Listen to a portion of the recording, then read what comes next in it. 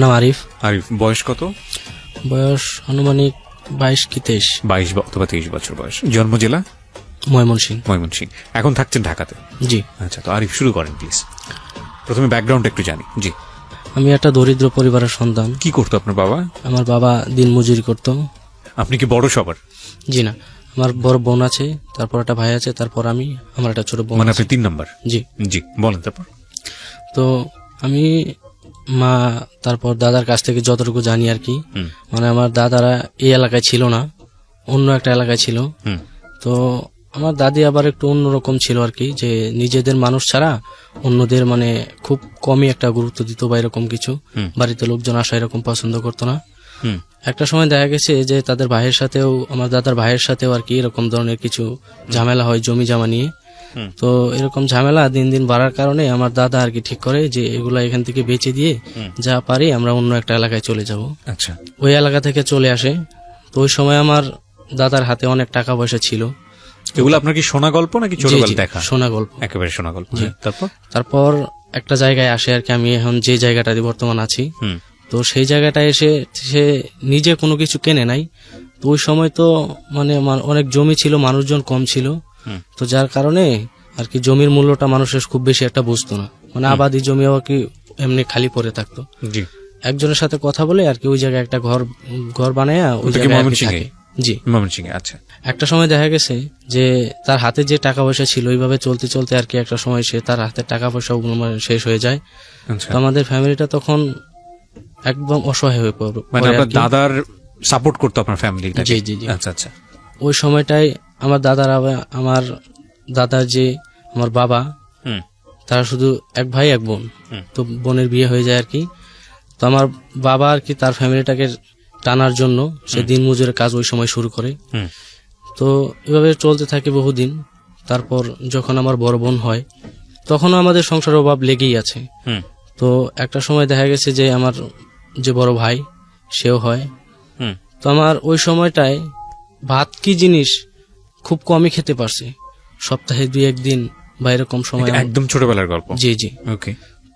এরকম যাওয়ার পর আমার মাও অন্যের বাড়িতে কাজ করতো, মানুষের ধান সেদ্ধ করিত, শুকাইতো, মানুষের এটা সেটা কাজ করতো, যা পাইতো সংসারের কাজে লাগাই দিত। আমার বড় বোন যখন একটু বুঝতে শিখে আমার ছোট ভাইটাকে নিয়ে মানে ধান কুড়াইতো। আচ্ছা। যে নিজের যে খাবার যে জোটে না সেই কষ্টে আর কি, মানে বলতো যে ধান কুড়াইলে ধান পাওয়া যায়, অনেক ধান জমে। তো ধান টুকাইতো আমার বড় ভাইকে নিয়ে। তারপরেও এসে মানে বাসায় খাবার কি জোটে না, মানে অনেক কষ্টে দিন যাপন হয়। আমার স্কুলে এরকম আশেপাশে এরকম ছিল না, মানে একটা স্কুল ছিল আর কি, যে ব্রাক স্কুল আছে না, ওরকম একটা ব্রাক স্কুল ছিল। তো ওইটাতে ফ্রিতে পড়াই আর কি। আচ্ছা। টাকা পয়সা তো ছিল না, ওরকম ভাবে লেখাপড়ার কোনো ওয়ে ছিল না। তো ওই জায়গায় ফ্রিতে পড়াইতো। তো আমার ভাই আর আমার বড় বোন তো ওইখানেই পড়াশোনা করতো। পড়াশোনা করার মাঝখানে তারপর আমি হলাম। তো এইভাবেই দিনটা চলতে থাকলো। আমি আবার যখন হয়েছি প্রচুর কান্না করতাম আমি ছোটবেলায়। এগুলো আপনি সব শুনেছেন পরবর্তীতে? জি জি। আচ্ছা। তো এমন পরিমাণ কান্না, মানে আশেপাশে মানুষজন মানে এতে অসহ্য হয়ে যেত, মানে এমন পরিমাণ কান্না করতাম। তো আমার মা তখন তো আর আমাকে ছেড়ে বা কাজ করতে পারে না, তখন সংসারের অভাবটা একটু বেড়ে যায়। আমার মা আমাকে নিয়ে 3-4 মাস অনেক দূর দূরান্তে গেছে, হাইটা গেছে আমাদের চিকিৎসা করার জন্য, কবিরাজের কাছে, এই কবিরাজ সেই কবিরাজের কাছে। কিন্তু একটা সময় দেখা গেল যে আমি একটু মোটামুটি মানে সুস্থ হইলাম। তো আমার যখন বয়স 1.5-2 বছর হবে তখন মা আবার আমাকে রাইখা কাজে যেত, আমার দাদির কাছে আমি থাকতাম। তো লেখাপড়া তো ওরকম ভাবে করার সামর্থ্য সহযোগিতা নাই। তো আমার যে মামা ছিল, নানারা ছিল, আমার বড় বোনকে নিয়ে যায় যে তারা একটু পড়াবে। তো আমার বড় বোন চলে যায়, তো আমি আর ভাই থাকি। আমি ওই সময়টাই মানে একটু বুঝি আর কি, মানে স্কুলে যেতাম বড় ভাইয়ের সাথে, আবার আসতাম। তো একদিন আসছি আমি, ভাই ওই ব্রাক স্কুলেই, আমি আর কি আগে চলে আসছি, আমার ক্ষুধা লাগছে, আমি চিৎকার করতে করতে বাড়িতে আসতেছি। তো আইসা দেখি মা নাই, মা কাজে গেছে। তো দাদা বাড়িতে, দাদাকে জিজ্ঞেস করলাম যে মা কোথায়, বলতেছে মা তো ওই বাড়িতে গেছে, তুই ওইখানে যাও, ওইখানে গেলে তোর খাবার দিবি। তো আমি ওই বাড়িতে যাই, যাওয়ার পরে মাকে আর দেখি না। তো আমার তো ক্ষুধা লাগছে, আমি কান্না করতেছি। তো ওদের এক পাকঘরে যায়া আমি নিজেই আর কি ভাত তরকারি নিয়ে আমি খাচ্ছিলাম। তো ওইখানের এক মহিলা দেখা আমাকে ভাতের থালিটা কাইরে নিয়ে আমাকে ধাক্কা দিয়ে ফেলে দেয়। বয়স কত তখন আপনার? আমার বয়স তখন 5 বছর কি 5.5 বছর। পড়াশোনা করতেন ওই সময়টাতে? না, ওই সময় পড়াশোনা করতাম না, শুধু ভাইয়ের সাথে স্কুলে যেতাম আর আসতাম। আচ্ছা আচ্ছা, ওকে। তো আমার মানে ওই যে একটা ইটের মাঝে লেগে আমার মাথাটা পিছন দিক দিয়ে ফেটে যায়। ওহো। মা এটা দেখার পরে মানে চিৎকার চেঁচামেচি করতেছে যে আমার ছেলেটাকে এইভাবে মারলেন কেন, ভাতই তো খাইছে, খেতে পারে না তাই খাইছে। ওনারাই পরে যখন এইভাবে এলাকার মানুষজন নানান কথা বলতেছে, তো ওনারাই আমাকে হাসপাতালে নিয়ে যায়, নিয়ে চিকিৎসা করে। তো এভাবে কিছুদিন যাওয়ার পর আমার ভাই তখন ক্লাস 5, তারও শেষ। তা এখন তো আর মানে খাওয়াই জোটে না, তা লেখাপড়া কই থেকে করবে। তো আমার ভাই পড়াশোনা বাদ দিয়ে দেয়। আমার ভাইয়ের আবার লেখাপড়া করার খুব আগ্রহ ছিল, অনেক কান্নাকাটি করতো। তাদের সবার মানে ফ্রেন্ড সার্কেল যা ছিল সবাই স্কুলে ভর্তি হয়েছি, তো ভর্তি হতে পারে না, কান্নাকাটি করতো।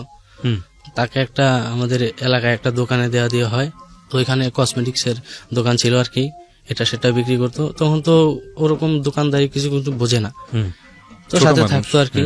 তখনও আমি এই সময় ক্লাস 1 বা 2 সম্ভবত, এরকম কোনো কিছু। আমি একদিন স্কুল থেকে আসছি, আইসে তো ক্ষুধা লাগছে, আমি মাকে খুঁজতেছি, মাকে পাই না। তো বিকালের দিকে আমার এক চাচা, মানে তখন তো নারকেল কি জিনিস আমি জানি না, ওটাকে আমি কোনো সময় দেখিও না, বুঝিও না। তো ওনারা দেখি যে নারকেল পারছে, ওনারা পুকুর পাড়ে বৈশা রয়েছে ওটা নিয়ে। তো আমাকে দেখে আমাকে ডাক দিছে, তো আমি গেছি। তো আমি ভাবছি মনে হয় যে আমাকেও দিবে, আমি খাবো। ওনারা বলতেছে যে একটা দা নিয়ে আসো, একটা গ্লাস নিয়ে আসো। আমি ওটা আনতে গেছি, আইনা তাদেরকে দিছি, আমিও সাথে বৈশা রয়েছি। তো ওরা ওটা কাইটা খাইলো, পানিটা খাইলো, ডাব তো মানে উপরে যে নরম অংশটা থাকে ওটাও তারা খায় ফেলাইছে, কিন্তু আমাকে দেয় না। আমি শুধু বৈশা তাকায় রয়েছি। ওই নরম অংশটার পিছনে যে আরেকটা অংশ থাকে, মানে ওটা তো একদম নরম থাকে, তো ওটা আবার আমাকে কাইটা তারা দিচ্ছে। আমি তো ভাবছি এটাই নারকেল, তো আমি তো এটাই খাচ্ছি। তো এটা দেখা আমার পিছনে আমার মা দাঁড়ায় ছিল, ওরা দেখে নাই। তো আমার মা কান্নাকাটি করতেছে যে আমার পোলা খিদায় সহ্য করতে না পারিয়া আজকে এইসব খাচ্ছে। মার কান্না দেখে আমি এখান থেকে উঠে দৌড়ে মায়ের কাছে যাই, যে মা আমাকে কাকায় নারকেল খাওয়াইছে। মা আমাকে জড়ায় ধরে কান্না করতেছে। তো তারপর ওই দিনটা যায়। তো সকালবেলা আমার মানে টয়লেটটা হয় না, তো মানে পেটটা আমার ফুলে যায়। মা কান্নাকাটি করতেছে যে হয়তো ওটার কারণে এটা হয়েছে। তো এটা যখন সবাই জানাজানি হয়ে যায়, তখন ওরাই আমাকে আবার হাসপাতালে নিয়ে যায় ওটা চিকিৎসা করে, তো ভালো হই। তো তখন আমি ক্লাস 4 একটা আলিয়া মাদ্রাসায় পড়তাম। তো আমি ওই ব্রাকে আর যাই না, তো একটা আলিয়া মাদ্রাসায় পড়তাম। তো ওই সময় কাঁঠাল তো আমি কোনো সময় মানে খাইছি, কিন্তু এতটুকু মনে নাই। তো কাঁঠাল একদিন হঠাৎ দেখি আমার ওই পাশে যে ওই এক দাদা ছিল, বড় দাদা, ওই বাড়ির মালিক যে, তো ওনার গাছে অনেকগুলো কাঁঠাল পাইরে আর কি ঘরে রাখছে। তো আমি ওর ঘরে গেছি, যাই দেখি যে একটা কাঁঠাল ভাঙা।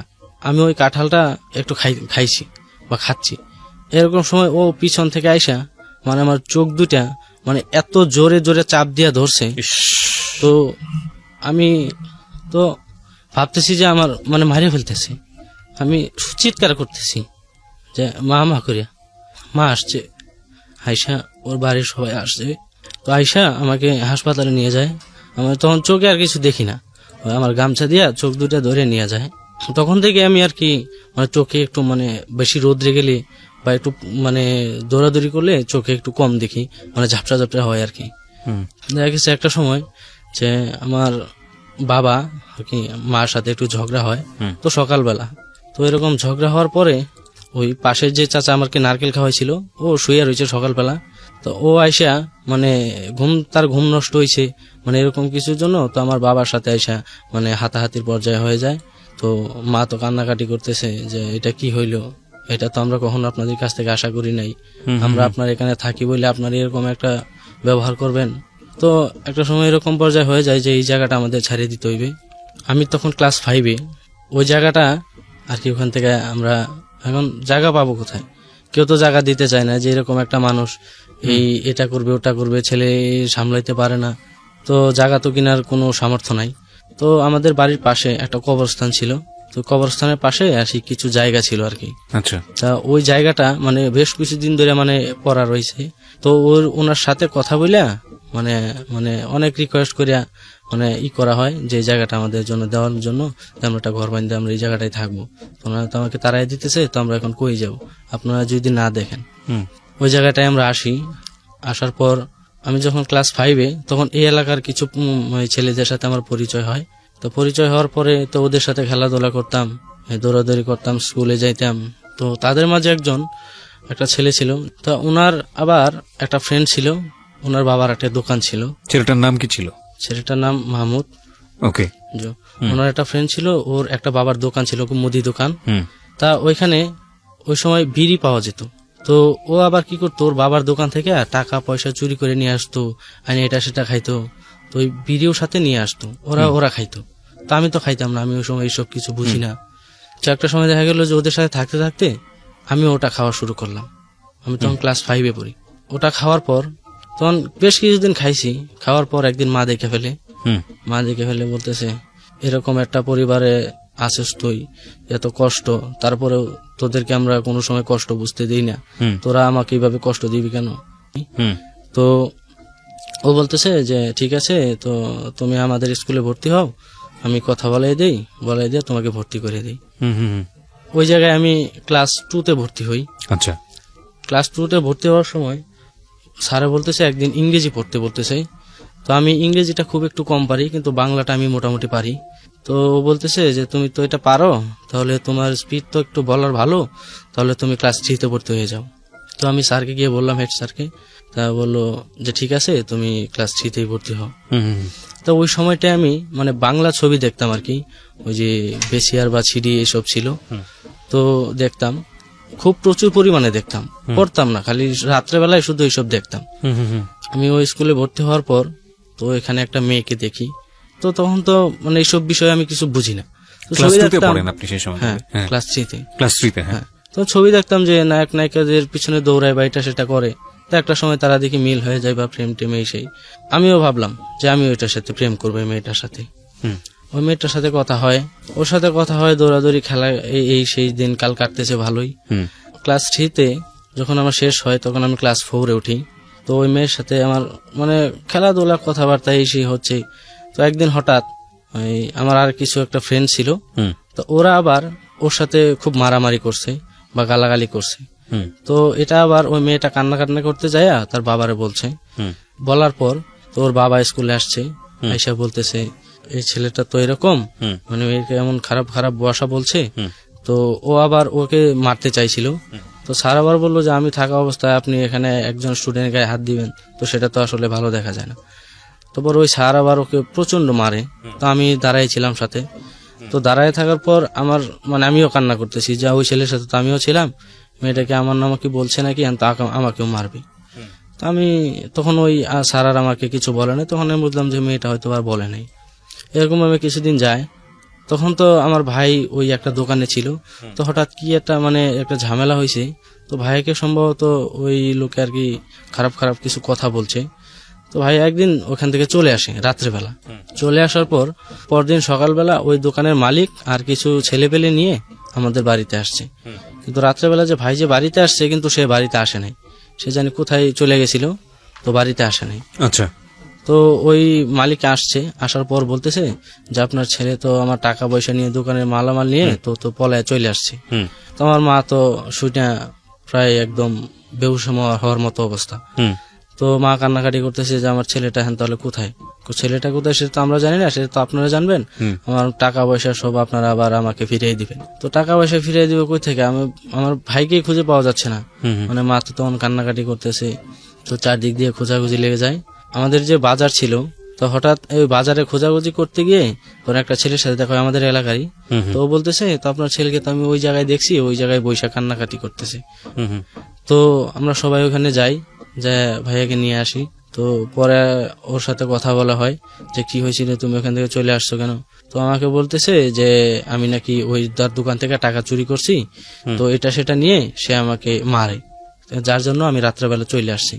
তো ওনাকে পরে ভাইয়াকে আর দোকানে দেওয়া হয় না, তো ভাইয়া বাড়িতেই থাকে। তারপর আবার কিছুদিন পরে আবার ওই ময়মনসিংহ আমাদের একটা এলাকায় তো একটা বড় ছিল আর কি, দোকান ছিল। তা আবার ভাইয়াকে ওটাই দেওয়া হয়, ওটা ভাইয়াই থাকতেছে। তখন আমি ক্লাস 4-এই আমার শেষের দিকে। তো একদিন ওই যে মেয়েটাকে আমি পছন্দ করতাম আর কি, তো সেই মেয়েটা একদিন টিকটিকি মেরে মানে আমার বইয়ের ভিতরে রেখে দিয়ে যায়। ও জানতো যে আপনি ওকে পছন্দ করেন? হ্যাঁ জানতো না, মানে ওসব তো ওই সময় ও কিছু বুঝতো না, আচ্ছা, বা আমিও okay. কিছু এরকম ভাবে বলার মতো কোনো কিছু নাই যে আমাকে আমি বলবো। হুম, জাস্ট এটুকুই যে আমি ওকে ওর সাথে আমি প্রেম করবো। হুম, তো টিকটিকি মেরে রেখে দিয়ে যায়। তো আমি যখন বইয়ের পাতা তুলতে গেছি তখন দেখি ওটা আমার বইটা পুরো একদম মানে রক্তে ভিজে যায়। তো আমি আবার ওইটাকে নিয়ে তার বইয়ের ভিতর রেখে দিয়ে আসছি। তো ও যখন এটা দেখে তো তারপর ও এটা আমাকে ধরে মানে আমার গায়ে ছুঁড়ে মারে আর কি। তো ওই দিন খুব বৃষ্টি হচ্ছিল, মানে স্যার আসেনি, ওই খাওয়া দাওয়া করতে গেছিল তো লাঞ্চে, তো আসে নাই। ওই স্যারের বাড়ি আবার ওই স্কুলের পাশেই ছিল, হুম, তো আসে নাই, বৃষ্টি নামছে, তো বাতাসও হচ্ছে, তো ফ্লোরটা একেবারে ভিজে গেছে। তো ও টেবিলের উপর দাঁড়ায় ছিল, তো আমি যখন ওটাকে তার গায়ে মারি তো ওইখান থেকে ওই টেবিলের উপর থেকে এসে লাফ দেয়। হুম, লাফ দিলে ওই মানে পাটা পিছলে ওর ইয়েতে ওই ওয়ালের সাথে বাড়ি খেয়ে ওর মাথাটা ফেটে যায়। তো তখন তো আমি খুব ভয় পেয়ে যাই, কান্নাকাটি করতেছি যে এখন তো আমাকে মারবে বা এটা সেটা। হুম, তো ওই স্যার আবার বলে যে দুষ্টুমি করতে যায় হয়তো হয়ে গেছে, তো যাক এটা নিয়ে কিছু বলার দরকার নাই, তো এটা ওখানে শেষ হয়ে যায় আর কি। হুম, হুম, তো তখন আমি ক্লাস 5-এ, মানে ক্লাস 5-এ থাকা অবস্থায় তো আমার বাবা একটা মানে ওই যে আছে না, মানে কি বলে ওই যে ভেংরুল, হুম, ওই একদিন কাজ করতে গেছে, তো ওই জায়গায় একটা ভেংরুলেরই ছিল আর কি, ওই বড় একটা চাক ছিল। হুম, তো ওই জায়গায় মনে করেন ওই যখন ওই গাছের সাইডে যখন ওই কোদাল দিয়ে কূপ দিতে গেছে তখন তো মনে করেন ওই গাছে কেমনে জানি লাগছে, তো ওটা তো বাবা মানে অনেকের ভাবে ধরছে, ধরার পরে বাবা তো একদম পাগলের মতো চিৎকার করতেছে। তো মানে এমন ভাবে কামড় দিছে যে প্রতিটা জায়গা মনে করেন ফুলে গেছে। হুম, তখন তোমার বাবা আর কাজ করতে পারে না, মানে তখন মানে একেবারেই অসহায় হয়ে গেছি আমরা, মানে খাবার দাবার কি মানে ওই সময়টা আমরা চোখেই দেখি না, জি। মানে এমন একটা অবস্থা হয়ে গেছে। হুম, তো একটা সময় ক্লাস 5-এর শেষের দিকে তো স্যার বলতেছে যে বৃত্তি দেওয়া হবে, তো বৃত্তি দিলে তো আমাদের কিছু টাকা পয়সা ওদেরকে দিতে হবে। তো যেভাবে হোক ম্যানেজ করে মানে 200-250 টাকা এভাবে দেওয়া হয়। তো বৃত্তি দিলাম আমি, তো বৃত্তিটা আমি পাইনি। তো ওই জায়গায় একটা ঘটনা হচ্ছে, মানে আমি ছোটবেলা থেকে ক্ষুধা সহ্য করতে পারতাম না। তো যখন ওই দিনে 2টা পরীক্ষা হইতো, একদিনে 2টা পরীক্ষা, তো আমি পরীক্ষা দিয়ে একটা পরীক্ষা যখন শেষ করে নিচে নামছি, স্যারকে বলতেছি স্যার খিদা লাগছে, মানে কিছু খায়া তারপর ঢুকি আবার পরীক্ষা দিতে। তো আমি যখন হোটেল নিয়ে গেছে তো ওই সময় দিছি কি রুটি, আর 3টা রুটি দিছে, মানে একটা মিষ্টি দিছে। তো রুটিগুলো খুব শক্ত ছিল, তো আমার তো ক্ষুধা লাগছে, আমি রুটিগুলো জোরে টান দিছি, মানে রুটিগুলো আমার হাতে রয়ে গেছে, প্লেটটা কোনো মানে ছিটে পড়ে গেছে, প্লেটটা খুঁজে পাচ্ছি না। তো এটা নিয়ে স্যার বলতেছে যে এইভাবে তো আসলে মানে এত তাড়াহুড়া করার মতো কিছু নাই। তো স্যার একটু বকাঝকা বললো যে মানুষের সামনে মানে কি এইসব তো আসলে ঠিক না। তো আচ্ছা ঠিক আছে, ওটা পরীক্ষা শেষ হলো, আমি আসলাম, মানে বৃত্তি তো আর পাইলাম না। তো ওই মেয়েটা আবার মানে ওইখানেই থেকে যায়, যে তার বাবা রেখে দেয়, ও একটু ভালো ছিল পড়াশোনায়, তো বলতেছে ও পরের বছর বৃত্তিটা দেবে। তো ওর সাথে আমার 1 বছর গ্যাপ হয়ে যায়। তো আমি তখন ক্লাস 6-এ ভর্তি হই। ও ভর্তি হওয়ার সময় মানে ভর্তি হতে গেলে তো এখন তো টাকা লাগবে, তো আমার একটা ছোট খালা ছিল, তো ওই খালা আবার আমাকে টাকা দেয় ভর্তি হওয়ার জন্য। তো আমি ক্লাস 6-এ ভর্তি হই। তো দিনকাল ভালোই চলতেছে, ওই মেয়েটার সাথেও মাঝে মাঝে আমি ওর বাড়ি যেতাম, ও আমার বাড়ি আসতো, মানে কথাবার্তা হইতো। তো ক্লাস 6টা মোটামুটি ভালোই কাটে। তো ওই সময় আর ফ্রেন্ড সার্কেলদের সাথে সম্পর্কটা আর একটু হয়, মানে রাত্রে রাত্রে আমি ঘুরতাম, ওই যেখানে সেখানে বসে আড্ডা দিতাম। তো বিড়ি সিগারেট এসব তো খাচ্ছি ওই সময়টাতেও। তো ক্লাস 7-এ যখন আমি উঠি তখন আমার মা অসুস্থ হয়ে যায়, মানে চোখের গোড়ায় মানে নালি বলতে কোনো একটা কিছু আছে, মানে চোখটা ফুলে যায় উপরে, তো ওটা দিয়ে পানি পড়ে। তো এরকম অবস্থায় তো আমাদের ওরকম কোনো অবস্থা ছিল না যে চিকিৎসা করব। তো আমার এক চাচাকে বলে কয়ে যে আমাদেরকে কিছু গ্রামের মানুষ থেকে সাহায্য করেন, আমরা মার চিকিৎসা করব। তো এরকম কিছু করার পরে কিন্তু তারপরেও এরকম টাকাটা ওঠে নাই, মানে আমার চিকিৎসার জন্য পুরো খরচাটা হয় নাই। তো ওই যে আমি যে মেয়েটাকে পছন্দ করতাম, ওর বাবা আবার ধানের ব্যবসা করতো। আচ্ছা, তো ওই মেয়ের বাবার কাছ থেকে আমি 2000 টাকা মানে আমার বাবা আর কি ধান নেয়। তো ধান নেওয়ার পর তো মা ভালো হয়, চিকিৎসা করায়, তাকে অপারেশন করে ওই জায়গায়। তো একটা সময় ভালো হয়, তো ওই টাকাটার জন্য সে বাবাকে বলতেছে টাকাটা দেওয়ার জন্য। তো তো টাকাটা দিতে পারতেছে না, তো এই জন্য অনেক ঝামেলা টামেলা হয়। তো ওই পাশের বাড়ি একটা ছেলে মানে মানুষের ক্ষেত্রে ধান কাটতো। তো আমিও চিন্তা করলাম যে মানে ওর কাছে দেখি যে টাকা ওই সেটা কিনে। তা আমিও করলাম যে আচ্ছা ঠিক আছে ভাই, তাহলে আমাকেও আপনার কাছে নেন, আমিও ধান কাটবো, ধান কেটে আমি ওই টাকাটা আমি দিয়ে দেবো। তো ওর সাথে আমি ধান কাটি। প্রায় 1-1.5 মাসের মতো। হুম। তো আমি 2000 টাকা ওই চাচাকে দিয়ে দিই। হুম হুম তো ওই সময়টাই ওই যার সাথে আমি ধান কাটতাম ওর সাথে আমার একটা ভালো সম্পর্ক হয়ে যায়। আমরা সবকিছু ওর সাথে শেয়ার করতাম, সেও আমার সাথে সবকিছু শেয়ার করতো। হুম। তা ওই সময় তো খুব বেশি একটা টিভি ছিল না, ওই এলাকা থেকে আসার পর তখন আমি আর টিভি দেখতে পারি না। হুম। তো ও আবার ওর একটা ভাবি ছিল, তো আমার সম্পর্কে আমার চাচি হয়। হুম। তা ওই বাড়িতে আবার একটা টিভি ছিল, তো আমি ওইখানে একদিন গেলাম, গিয়ে দেখি ওই বাড়িতে টিভি আছে, তো সবাই টিভি দেখতেছে। তো ওই টিভি দেখার সময় তো ওই যখন মহিলাকে আমি দেখি, তো তার প্রতি আমার একটা কি মানে ব্যাড একটা আকর্ষণ চলে আসে। কোন মহিলা এটা? জি, ওই যে ভাইয়ের সাথে আমি ধান কাটতাম তার ভাবি। তারা ভাবি? আচ্ছা, ঠিক আছে। তো আপনি কোন ক্লাসে থাকা অবস্থায় লেখাপড়া বাদ দিয়ে দিলেন? না, আমি লেখাপড়া বাদ দিইনি। তখন লেখাপড়া বাদ দেননি? না, তখন আমার লেখাপড়া আছে। আমি কোন ক্লাসে পড়ছিলেন? ক্লাস 7 এ। ক্লাস 7, ওকে। ওই মহিলার প্রতি আমার একটা ব্যাড আকর্ষণ চলে আসে। হুম। তো একটা সময় দেখা গেছে কি ওই মহিলা আবার মানে টাকার প্রতি খুব নেশা ছিল। হুম। মানে টাকা হলে সে যে কোনো কাজই করতে রাজি। তো আমার কাছে তো ওরকম কোনো টাকা পয়সা নেই যে আমি ওর সাথে এরকম টাকা পয়সা দিয়ে লেনদেন করবো। ও কি করতো আমার সাথে, না ওর সাথে আমি কোনো একটু কথা বলতাম বা হাসাইতাম এরকম কিছু। তো একটা সময় দেখা গেছে কি ও যে ধান ছিল, তো ওই ধান আমাকে চুরি করে দিত, আমি বাজারে নিয়ে বিক্রি করতাম। ভদ্রমহিলা? হ্যাঁ। তো চাল দিত, মানে এটা সেটা দিত, আমি বিক্রি করে তারে এটা সেটা এনে দিতাম, কসমেটিক সামগ্রী এনে দিতাম। তো ওর সাথে আমার একটা ভালো সম্পর্ক হয়। তা ওনার আবার একটা মেয়ে ছিল, 10 থেকে 11 বছর বয়সের একটা মেয়ে ছিল। ও আবার লেখাপড়া করতো না, তো ও বাড়িতেই থাকতো। আমি যখন ক্লাস 8 এ উঠবো, তো তখন ওই মেয়েটা আবার ক্লাস 7 এ পড়ে। তো আমি যাকে পছন্দ করতাম, ওর ফ্যামিলিটা আবার আমাদের ফ্যামিলির সাথে একটু খুব ভালো সম্পর্ক ছিল। মানে আমাদের ফ্যামিলি থেকে যে কোনো কিছু করতো ওদেরকে জানাইতো যে আমরা এই কাজটা করতেছি। তো একদিন হঠাৎ করে মানে তখন ও ক্লাস 7 এ ওঠার সময়, তখন আমার 6 থেকে উঠি, আমি যখন ক্লাস 7 উঠি তখন আমার রোল হয় 18। আচ্ছা। তো একদিন ওর বাড়িতে আমার মা যায়, যে কান্নাকাটি করতেছে যে আমার ছেলেটা এরকম হয়ে যাচ্ছে, পড়াশোনার প্রতি মনোযোগ নাই। তো ওই মেয়েটা আমার একদিন বলতেছে যে দেখ, তোর মা তো আসছিল, আইসা কান্নাকাটি করতেছে যে তুই লেখাপড়া করিস না, তুই এরকম করতেছিস কেন, তুই লেখাপড়া কর। তো আমি তখন আর তাকে কিছু বলি না। আমি ক্লাস 8 এ উঠি, ক্লাস 8 এ উঠে আমার রোল হয় 45। আচ্ছা। তো এটা আমি হঠাৎ আমার একদিন মেয়েটা জিজ্ঞাইতেছে যে তোর রোল নাম্বার কত হয়েছে।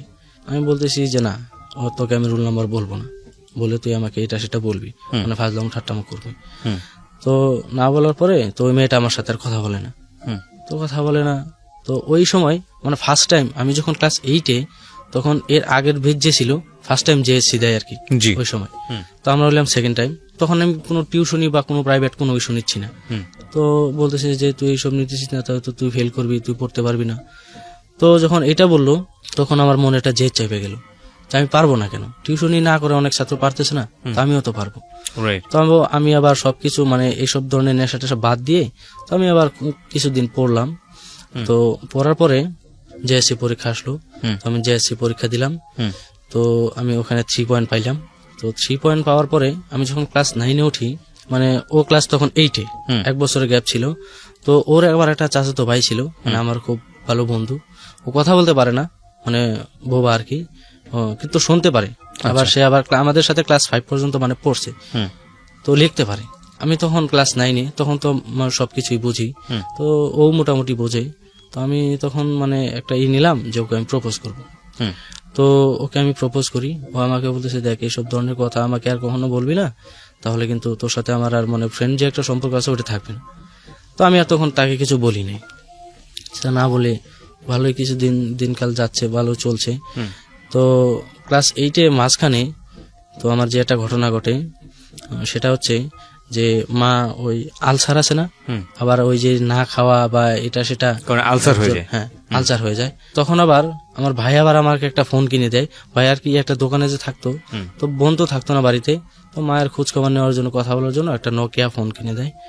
তো তখন আমি ওই ফোনটা আমার সাথে সাথে রাখতাম। তো একদিন ভাইয়াকে ফোন দিয়ে বললাম যে এই অবস্থা, মা তো অসুস্থ। তো কি করলো, ও ছুটি নিয়ে বাড়ি আসলো। আচ্ছা। আইসা তারপর ওই ডাক্তারের কাছে নিয়ে গেল। তো তখন তো আলসারে তো চিকিৎসা করা লাগে, তো এতটা তো নাই যে আমরা চিকিৎসা করব। তো ওই সময়টায় ওই এলাকার মানুষ যে আমাদের ছিল, ওদের কাছ থেকে কিছু সাহায্য সহযোগিতা নিয়ে তো মার চিকিৎসা করি। তো ওই সময়টায় মানে মা ভালো হয়। মানে আমাকে একদিন ভাইয়া ফোন দিয়ে বলতেছে যে তোর সাথে একটা মেয়ে ফোন দিয়ে কথা বলবে, তো একটু ফোন দিয়ে কথা বলিস, মানে অন্য কিছু বলিস না। তো আমি তোর বিষয়টা তেমন কিছু নেই নাই। তো একদিন একটা মেয়ে ফোন দিছে, মানে ফোন দিয়ে আমাকে বলতেছে যে ভালো আছেন এই সেই, মার সাথে কথা বললো। তো একটা সময় ভাইয়া আমাকে বললো যে ওই মেয়েটার সাথে তার একটা সম্পর্ক আছে। তো সম্পর্ক থাকার পরে মানে তার কিছুদিন পরে মানে 4-5 মাস পরে হঠাৎ ফোন দিছে, মানে ভাইয়া ফোন দিয়ে মানে মাকে চাইতেছে। তো আমি মাকে দিলাম, সে অনেক জোরে জোরে কান্না করতেছে। মানে মা তো তার কান্না দিয়ে শুনে মানে একদম পাগল হয়ে গেছে। মানে ওকে বলতেছে যে তুই আমার এখানে আসবি না, আমি তোর এখানে যাব। তো ও বলতেছে না আমি আজকে আসতেছি। তো এরপরে সে আর আসে নাই। না আসার পর থেকে তো তারপর কিছুদিন পরে তার মালিকে ফোন দিছে, ফোন দিয়ে বলতেছে যে আপনার ছেলে তো এরকম অবস্থা করতেছে যে ঠিক মতন দোকানে বসে না, আসে না, মানে কাস্টমারের সাথে ঝগড়া ঝাঁটিয়ে এরকম কিছু করতেছে।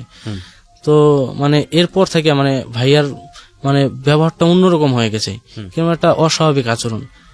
তো এরপর থেকে আর তাকে কোনো জায়গায় মানে কাজে সহজে দেওয়া যাচ্ছে না আর কি। মানে যেখানে যায় সেখানে একটা ভেজাল করে আসে, বা মানুষের সাথে মারামারি এটা সেটা, তো এক ধরনের মানে কিরকম হয়ে গেছে। তো আমি তখন ক্লাস 9-এ তো ভোকেশনালে ভর্তি হয়েছি আর কি। তো ভোকেশনালে তো মনে করেন যে টিউশনি করতে হয় ক্লাস 9 থাকা অবস্থায়। তো তখন আমি টিউশনি নিচ্ছি না। তো না নেওয়ায় তো মা বলতেছে যে সবাই টিউশনি করে, আমি তোকে টিউশনি করাইতে পারতেছি না, তুই পড়তে পারতেছিস না, তাহলে কি করবো আমরা, তুই নিজেই চেষ্টা করে দেখ একটু পারিস কিনা।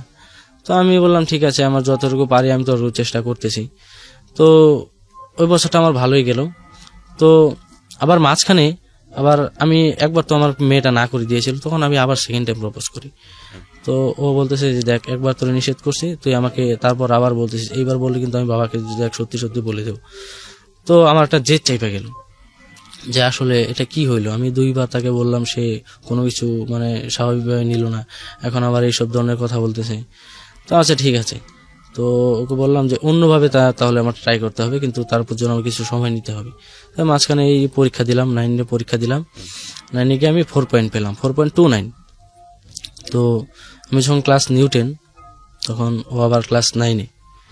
তো এভাবে চলতে থাকলে তোর ওর যে ওই একটা বোবা ফ্রেন্ড ছিল, তো ওই চাচাতো ভাই, তো আমার ভালো ফ্রেন্ড, তো ওকে দিয়ে একদিন আমি মানে এইভাবে ভালো কিছু মানে ওর কাছে লিখে দিয়ে মানে ওকে দিয়ে বলাইছি।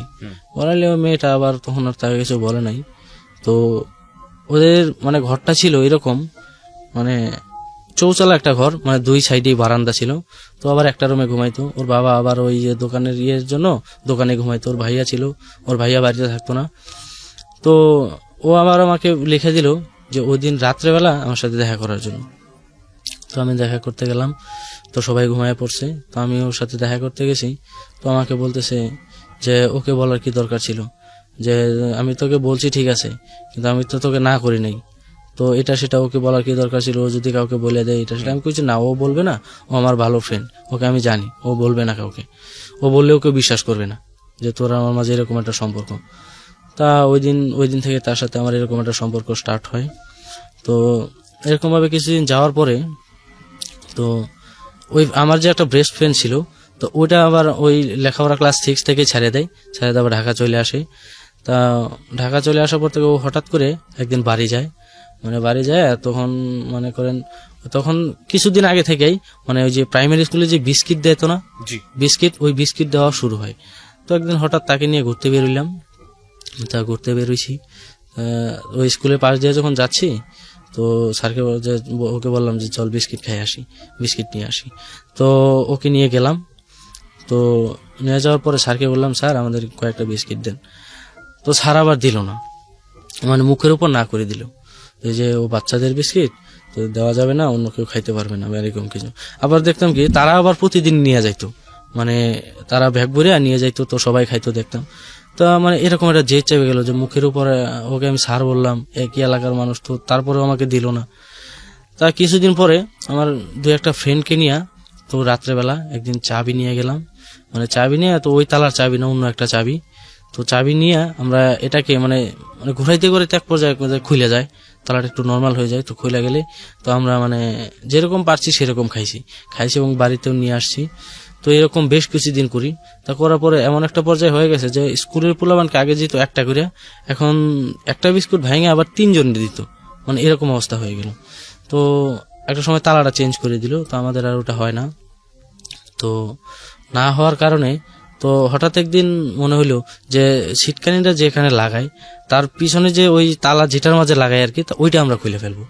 আবার জানালার সাইডে দিয়া মানে হাত দিয়ে আবার ওই স্ক্রুটা পাওয়া যাইত, তো রেঞ্জ দিয়ে আমরা ওইটা খুলে ফেলি। আচ্ছা, খুলে ফেলার পরে মানে যাতে আমাদের প্রতিদিন এখানে না আসতে হয়। টার্গেটটা কি ছিল আপনাদের? টার্গেটটা ছিল মানে স্কুলের যাতে বিস্কুট ওরাও না খাইতে পারে, বা বাচ্চারা তো মানে শুধু এই বিস্কুটটা না দেওয়ার কারণে এই জিঘাংসাটা তৈরি হয়েছে ভিতরে। জিঘাংসাটা। টিচার যারা আছেন একটু লক্ষ্য করবেন প্লিজ, শুধু টিচার না সবাই একটু লক্ষ্য করবেন যে একটা বাচ্চা যাকে বিস্কুট না দেওয়ার কারণে ও চুরি করতেছে, এবং সেই চুরি করাটা কত প্ল্যান্ড, এটা লক্ষ্য করার এই কারণেই বলছি যে এভাবেই শুরু হয়, এবং এই শুরু হওয়াটা শেষ পর্যন্ত চোর থাকে না।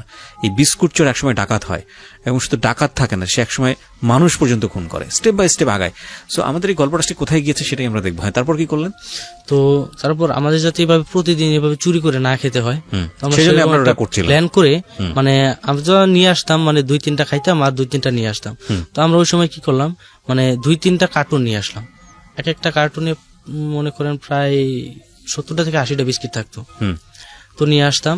তো এরকম কিছুদিন যাওয়ার পরে তো ওইখানে বিস্কিটটা নেওয়া বন্ধ করে দেয়, মানে ওই যে লাইব্রেরিতে যে রাখতো মানে ওটা রাখা বন্ধ করে দেয়। তা ওটা আবার হেড স্যারের বাড়ি আবার পাশেই ছিল, তো ওনার বাড়ি আবার নিয়ে যায় যে ওখান থেকে আইনে প্রতিদিন দেওয়া হবো। তো আমাদের ওইটা বন্ধ হয়ে যায়। তো এভাবে করতে করতে আমাদের ক্লাস 10 পরীক্ষা চলে আসে। তো এসএসসি পরীক্ষা এর 3-4 মাস আগে তো ওই একটা মেয়ের সাথে আমার কথা হয়, ওই একটা রিলেশন থাকা অবস্থায়। জি। তা ওকে আমার দেখে মানে ভালো লাগে, তো ওর প্রতি আমার একটা অন্যরকম আকর্ষণ চলে আসে। তো ওকে আমি একবার প্রপোজ করি। প্রপোজ করার পরে মানে আমার সাথে কথাটা বলতো, মানে এমনি খুব ভালো সম্পর্ক ছিল, ফ্রেন্ডের মতো। তা ও বিষয়টা স্বাভাবিকভাবে নেয় না। আচ্ছা, না নিয়ে ওটা একটা সিনকেট তৈরি করে দেয় যে আমার সাথে এরকম কেন করলো, এটা সেটা। তো মানে অন্য কাউকে বলে না, তাদের নিজের মধ্যে যে বন্ধু বান্ধব ছিল তাদেরকে এরকম ভাবে বলে। ওকে। তো আমি আর কিছু মানে মনে করি না, তো ফ্রেন্ড সার্কেল বলছে এটা তো কোনো সমস্যা নাই, তো ওরাও তো আমাদের ফ্রেন্ড সার্কেল। তো সেকেন্ড টাইম কিছুদিন পরে আমি আবার তাকে প্রপোজ করি। আচ্ছা। তো প্রপোজ করার পরে তো সে এবার কি করলো, ওর ভাইয়া ছিল, ওর ভাইয়াকে বলে দেয়। ওর ভাইয়াকে বলে দেওয়ার পরে তো আমি এবার একটা মানে আমার মধ্যে একটা জেদ চাইবে গেলো একটু বেশি, যে আমাকে বলছে ঠিক আছে, ওর ভাইয়াকে বললো কেন, মানে আমাকে সরাসরি এইভাবে না করলেই পারতো যে আমি জীবনে এইসব কোনো কিছু করবো না বা এইটা সেটা। তোর ভাইয়া আবার আমাকে এসব বলে, তোর ভাইয়ার সাথে আমি উল্টা মানে ঝগড়া একটা শুরু করে দিই, একটা ওর সাথে আমার হাতাহাতি হয়। তো বিষয়টা মনে করেন যে 2-1 জানাজানি হয়ে যায়, তো আমি ওটা ওখানে স্টপ করে দিই। তো মানে আমি চিন্তা করে রাখি যে জীবনে যদি পারি আমি ওর একটা ক্ষতি করে দেব, মানে বড় ধরনের কোনো একটা ক্ষতি করে দেব। ওর বাবা আবার মনে করেন যে মাছের ব্যবসা করতো, মানে ওই পুকুরে আর কি, ওই যে মাছের ব্যবসা করতো। কিন্তু ওদের এরকম ছিল যে ওই দোকান থেকে অনেকগুলা মাছ ছাড়তো, তো দোকান থেকে আবার ওই যে মাছের যে খাবারগুলা ছিল ওগুলা বাকিতে নিয়ে আসতো, বাকিতে নিয়ে আসা যখন মাছগুলা বিক্রি করবে তখন টাকাটা একবারে পরিশোধ করে দিবে, এরকম অবস্থা ছিল। তো আমি আবার ভাবলাম যে ঠিক আছে, আমি ওদের বড় কোনো একটা ক্ষতি করে দেবো, তো সুযোগ একটা আসুক। তো এভাবে মানে পরীক্ষার 2-2.5 মাস আছে। তো এর মাঝে আমার একটা ফ্রেন্ড ছিল, মানে আমার এলাকা থেকে অন্য এলাকার একটা ছেলে, তোর বাড়ির পাশে আর একটা মেয়ে ছিল। তো ওই মেয়েটা আবার মানে ওই মেয়েটাকে একটা ছেলে আবার ডিস্টার্ব করতো, মানে ওর সাথে সম্পর্ক করার জন্য। তা এই কথাটা মানে ওই ছেলেটা এমন ভাবে মানে এলাকায় প্রচার করছে, মানে ওই ছেলের এলাকা আমাদের স্কুলের আশেপাশে যে এলাকাগুলো আছে ওই আশেপাশের এলাকাগুলো জানতো, মানে ছোট ছোট বাচ্চা থেকে শুরু করে মানে বয়স্ক মানুষরাও পর্যন্ত জানতো। আচ্ছা। তা ওই মেয়েটা যখন স্কুলে যেত তখন ওই বাচ্চারা পোলাপানা ডিস্টার্ব করতো, ওকে বলতো যে এই ছেলে বউ যাচ্ছে, আমাদের ভাবি যাচ্ছে, এটা সেটা। তো এইসব কারণে ওই মেয়ের বাবা আবার ওকে প্রতিদিন স্কুলে নিয়ে যেত, আবার নিয়ে আসতো। তো একদিন স্কুল থেকে আসছি আমরা, আইসা আমার একটা চাচার দোকান ছিল, ওই দূর সম্পর্কের চাচা আর কি, ওইখানে আমরা মানে খুব বেশি সময় দিতাম, দোকানে যাই বসে থাকতাম। তো আমরা বিকালের দিকে ওখানে বসে রয়েছি। তো বসে থাকার পর দোকানে 2টা ঝাপ ছিল, একটা ঝাপ খোলা একটা ঝাপ বন্ধ করা। তো ওই মেয়েটা যে দিক দিয়ে যাচ্ছে আমরা দেখি নাই, তো আমরা সবাই দোকানের ভিতরে বসে মানে হাসাহাসি করতেছি, কথা বলতেছি। তা ওই মেয়েটা আবার মানে ওর বাবাকে গিয়ে সামনে গিয়ে বলতেছে যে বাবা ওই মেয়ে ছেলেগুলো আমাকে দেখে এইভাবে মানে হাসাহাসি করছে বা এর খারাপ ধরনের কিছু কমেন্ট করছে। তো ওইসব বলার পরে ওর বাবা আসলো আমাদের এখানে, আইসা বলতেছে যে আমার মেয়েটাকে কি তোরা লেখাপড়া করতে দিবি না বা এটা সেটা, তোরা এইভাবে বলতেছিস কেন, মানে ডিস্টার্ব করিস, মানে তোদের কি মানে মেয়েটা আপনাকে পছন্দ করতো না? না, ওই সময় ওই- কি আপনার কি গ্রুপ হয়ে গিয়েছিল, 4-5 জন মিলে একসাথে ঘুরতেন? হ্যাঁ 4-5 জন মিলে একসাথে ঘুরতাম আর কি। আচ্ছা। আমরা 5 জন ছিলাম এক গ্রুপে। 5 জন ছিল। এই 5 জনকে লেখাপড়া করতেন? হ্যাঁ এই 5 জনই লেখা। কোন ক্লাসে পড়তেন? ক্লাস 10। ক্লাস 10-এ পড়ে। আর মেয়েটা কোন ক্লাসে পড়তো আমি সঠিক জানতেন না, জানি শুধু না, একদিন কারণ ওই দেখে ভালো মেয়েকে লেগে আমি- গেছে এই কারণে? না, ওই মেয়েকে ভালো লাগে নাই, ওই মেয়েকে আমরা কোনোদিন দেখিও নাই। তো ওই মেয়েকে আবার ওই যে আমাদের এক ফ্রেন্ড ছিল ওই এলাকার একটা মেয়ে, তা ওই দিক দিয়ে যাতে অন্য একটা ছেলে তাকে ডিস্টার্ব করতো। তো আমরা তো এইসব জানতাম কিন্তু কখনো কোনো কিছু বলতাম না। ওই ছেলেটা আবার আমাদের সাথে পড়তো, যে ছেলেটা আবার ওই মেয়েটার সাথে প্রেম করার জন্য মানে ডিস্টার্ব করতো।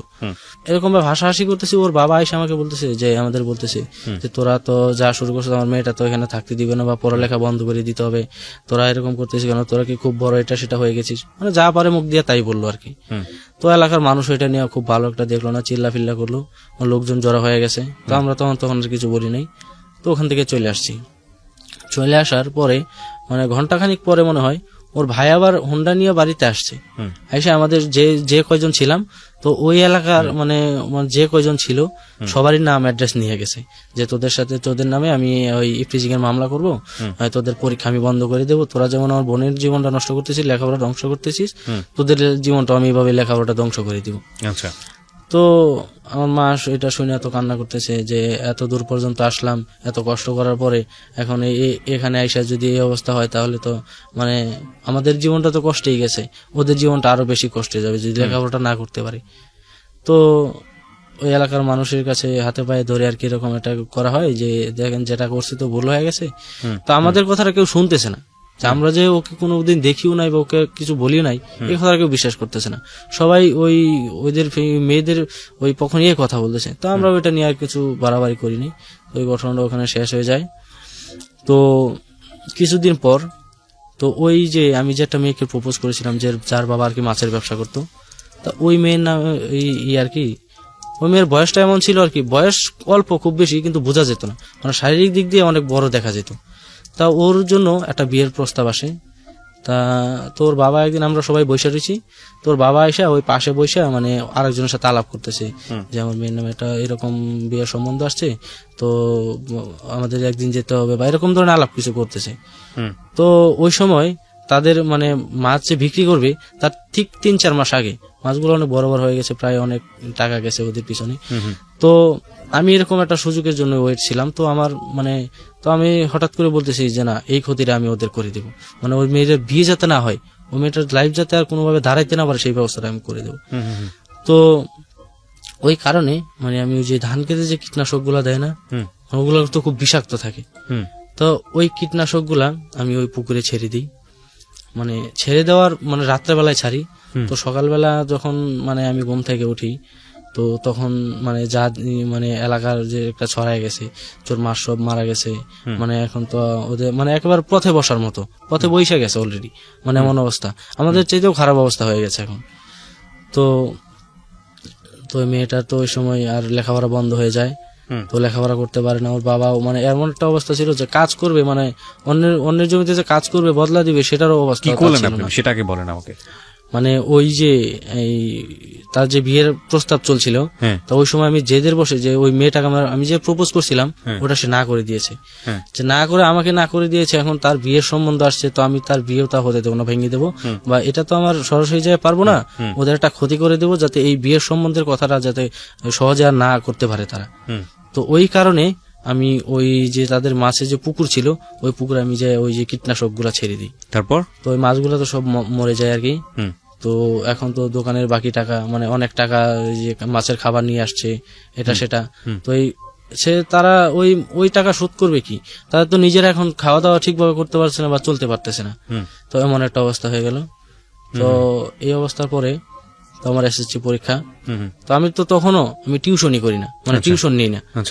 তো আমার একটা মনে ভয় ঢুকে যায় যে এসএসসি তে যদি ফেল করি তো তাহলে তো মানে একটা বছর আমার গ্যাপ যাইব, তো আমি কবে কি করব। তো আমি আবার কি করলাম, ওই 1-1.5 মাস মানে আমি খুব মনোযোগ সহকারে পড়লাম, মানে সবকিছু বাদ দিয়ে ওই মেয়ের টেনশন আমি বাদ দিয়ে তো পড়লাম। তো পড়ার পরে আমার এসএসসিতে পরীক্ষা দিলাম, তো এসএসসিতে রেজাল্ট হলো 4.62।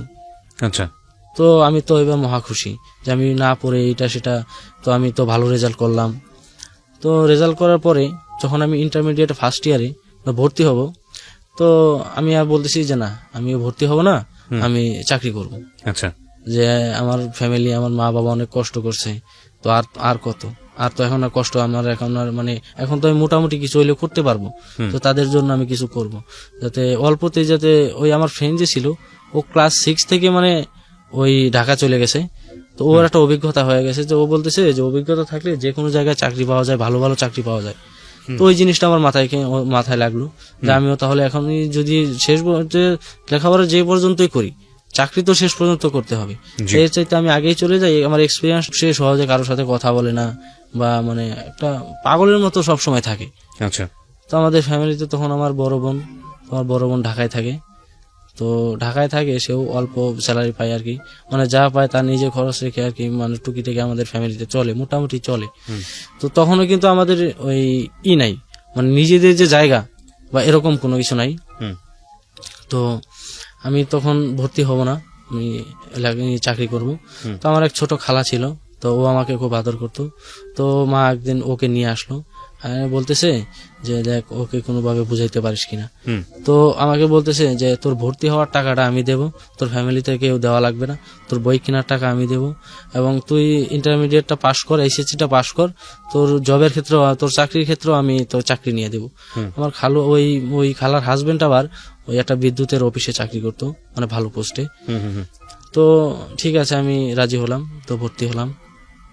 তো ভর্তি হওয়ার পরে তো হঠাৎ একদিন মানে ওই মার্চ মাসে তুই যে প্রাইমারি স্কুলে যে সাংস্কৃতিক অনুষ্ঠানগুলো হয়, তা আমাদের বড় ভাইরা বললো ওই এলাকার যে আমাদের তো এখন মানে স্কুল থেকে যে টাকা পয়সাগুলো দেয় মানে ওই সাংস্কৃতিক অনুষ্ঠানের জন্য, যে ওইটা তো এখন আর মানে এটা দিয়ে ভালো একটা কিছু মানে হয় না। তো আমরা কি করলাম, এলাকার মানুষের কাছে ওই চাঁদা তুললা, তো ওটাকে মানে একটু মানে ভালোভাবে করার জন্য মানে চাঁদাগুলো তুললাম। তো ওই যেদিন মানে সাংস্কৃতিক অনুষ্ঠান এর আগের দিন রাত্রে তো সবাই আর কি ওই স্কুল ঘরে তো বক্স টক্স নিয়ে আসলাম আমরা, ওই আয়না গান টান বাজাইতেছি। তো ওইসব আবার ওই যে স্কুলগুলো সাজায় আর কি পতাকা দিয়ে, রঙিন কাগজ দিয়ে, ওগুলো আবার আমরা ভালোভাবে করতেছি, গান বাজতেছে, করতেছি, মাইকিং হচ্ছে। তো ওই আমাদের এক স্কুলের টিচার ছিল, ওই স্কুলেরই, ও আবার বাড়ির পাশেই ছিল। তো ও আইসা কি করলো, মানে আমাদের গান বাজনাগুলো সব বন্ধ করে দিল। যে বন্ধ করে দিয়ে ও আবার কি করলো, ওই যে সেটটা ছিল ওই সেটটা নিয়ে গেল। তো আমরা তো এখন আর মাইকও বাজাইতে পারতেছি না বা বক্সও বাজাইতে পারতেছি না। তো মানে এটার প্রতি আমার একটা মানে ক্ষোভ জমে যায় যে আমরা এত কিছু করলাম একটা ভালোভাবে অনুষ্ঠান করার জন্য, মনে করুন সেই আইসা তার স্কুলের একটা অনুষ্ঠান, সেই আইসা এখন আমাদের বাধা দিতেছে। তো আমরা ওইসব আর কোনো কিছু না করে আমরা চলে আসি। চলে আসার পরে ওই পরের দিন আর আমরা যাই না গিয়ে, তো ওই পরের দিন আবার বিকালবেলা যাই, মানে যেদিন খেলা শেষ অবস্থা ওই সময় যাই। তো আবার ওই আমাদের যে বড় ভাইদের সাথে আমরা মিলে চাঁদা তুললাম। তো ও বলতেছে যে তোরা তো খুব বড় হয়ে গেছিস, মানে এটা সেটা, তোরা সারাদিন কই ছিলি, তো এইসব বললো। তো আমরা আর এসব কিছু মাথায় নিইনি। তো আমাদের একটা করে গ্লাস, একটা করে প্লেট দিল, তো নিয়ে বাসায় চলে আসলাম। তো বাসায় চলে ওই দিন রাত্রেবেলা মানে 2-3 জন মিলে যে এইসব সম্পর্কে আলোচনা করতেছি, যে বিষয়টা কি হইলো, এত কষ্ট করলাম, যে গান বাজাবো, আমরা একটু আনন্দ করব, তো এটা সে করতে দিল না। তা ওর প্রতি আমার একটা জেদ চেপে যায় যে ওরও একটা মানে মোটামুটি যা পারি ওর পিছনে আমরা লাগে যাব, মানে ক্ষতি একটা করে দেব। তো এরকম সুযোগ আর পাচ্ছি না। তো এরকম করতে করতে তো ওই সময়টায় যে আমি আর কি ওই টিউশন নিতাম, আমাদের এলাকারই একটা ছেলে ছিল, ওনার নামটা আমি বলতে চাচ্ছি না, উনি বর্তমানে একজন মানে ইয়েতে আছে, ওই একটা কলেজের লেকচারার। ঠিক আছে, সমস্যা নেই, বলেন। তো ওর কাছে আমি টিউশন নিতাম, ও আবার আমাদের সবকিছুই জানতো, ছোটবেলার কাহিনী সব যদি জানতো, আমরা কিভাবে চলতাম। তো ও আবার কি করতো, আমার কাছে টাকা নিত না নিলে আবার ওর সাথে ছোটবেলায় মানে ওরা যখন ক্রিকেট খেলতো আমরা তখন বল করাই দিতাম তাদের। তো একটা সময় দেখা গেছে যে ওই ইন্টারমিডিয়েট থাকার ফার্স্ট ইয়ারে থাকার সময় ওর সাথে আমরা ক্রিকেট খেলতেছি, ফুটবল খেলতেছি, তো আবার সকালবেলা তার কাছে পড়তেছি। তো একদিন আমার এক ফ্রেন্ড বলতেছে যে আজকে আমরা একটা কাজ করি, ওই একটা মুরগি নিয়ে আসি, পাকায় আমরা নিজেরাই খাবো। আমি বলতেছি যে দেখ আমার কাছে তো কোনো টাকা পয়সা নেই, ওই যদি তোর কাছে থাকে তুই দিয়ে দে, তাহলে আমি তোকে পরে দিয়ে দেবো এক সময়। তো ও বলতেছে যে না, কিনে আমরা খাবো না, তাহলে কিভাবে? তো বলতেছে চল অন্য এলাকায় যাই, গিয়া একটা মুরগি ধরে নিয়ে আসি। তো আমি বললাম তো ধরবো ঠিক আছে, কিন্তু রান্না করবে কি? আমি তো রান্না জানি না, তুইও তো জানিস না।